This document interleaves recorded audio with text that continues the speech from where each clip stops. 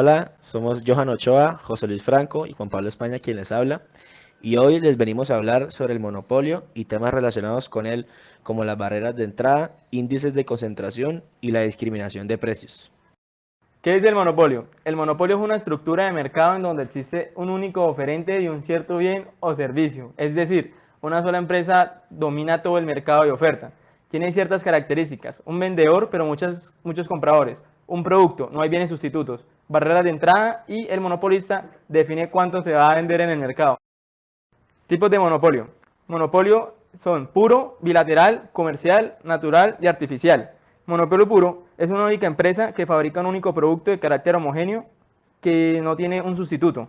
Bilateral se da cuando existe un solo oferente y un solo demandante, por lo cual existe un monopolio por parte del oferente, entre otros. Ejemplo de tipos de monopolio. En el monopolio puro tenemos a la Electrificadora de Santander, que es el único productor de electricidad en Santander. La entrada a la industria está totalmente bloqueada por barreras de entrada legales. Monopolio comercial. En el caso de el supermercado Mercadefan se vio obligado a vender su empresa porque no podía competir con el poder económico de Jumbo, entre otros tipos de monopolio. En el caso del monopolio bilateral, puede aparecer en mercados muy especializados.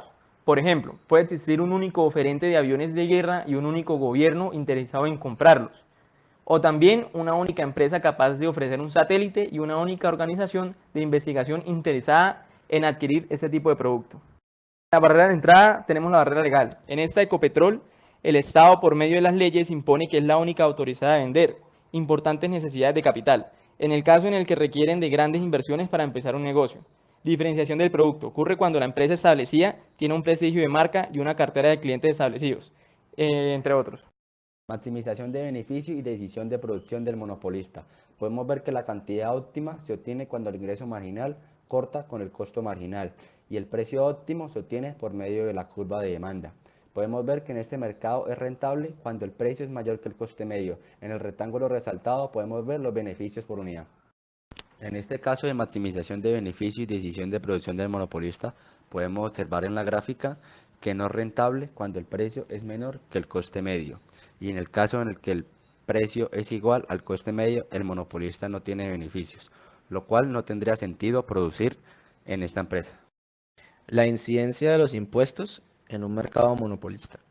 La introducción de un impuesto puede considerarse simplemente como un aumento del coste de producción, lo que se traduce en un desplazamiento ascendente de la curva de costo marginal.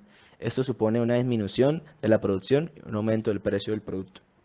Introducción de un impuesto en el monopolio en el caso de que la demanda sea lineal.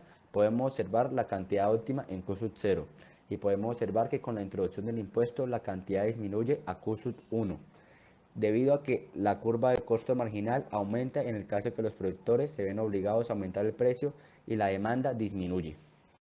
Caso en el que la demanda es no lineal y la elasticidad constante. El precio sube en una cuantía superior a la del impuesto, en el caso del monopolio.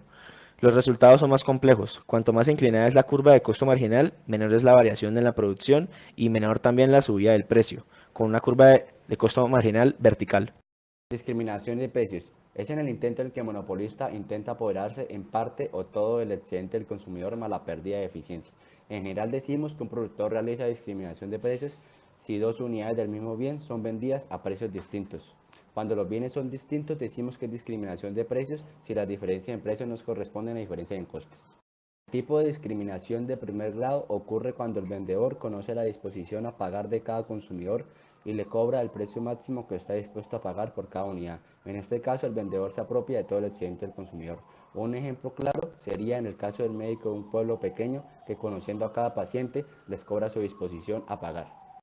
El tipo de discriminación de segundo grado ocurre cuando el vendedor ofrece distintas opciones de combinaciones del producto. De esta forma, el vendedor cobra precios distintos por los mismos bienes, pero los consumidores que compran la misma combinación pagarán lo mismo. Ejemplo más común son los descuentos por cantidad. El consumidor que compra más unidades pagará un precio menor a otro que compra menos unidades. El tipo de discriminación de precios de tercer grado ocurre cuando el vendedor cobra diferentes precios a diferentes grupos de consumidores. Es uno de los tipos de discriminación más común y más utilizados. Un ejemplo claro serían los tiquetes de avión y las salas de cines que cobran diferentes precios a niños, pensionistas y otros grupos identificables. Diferencia entre competencia perfecta y monopolio.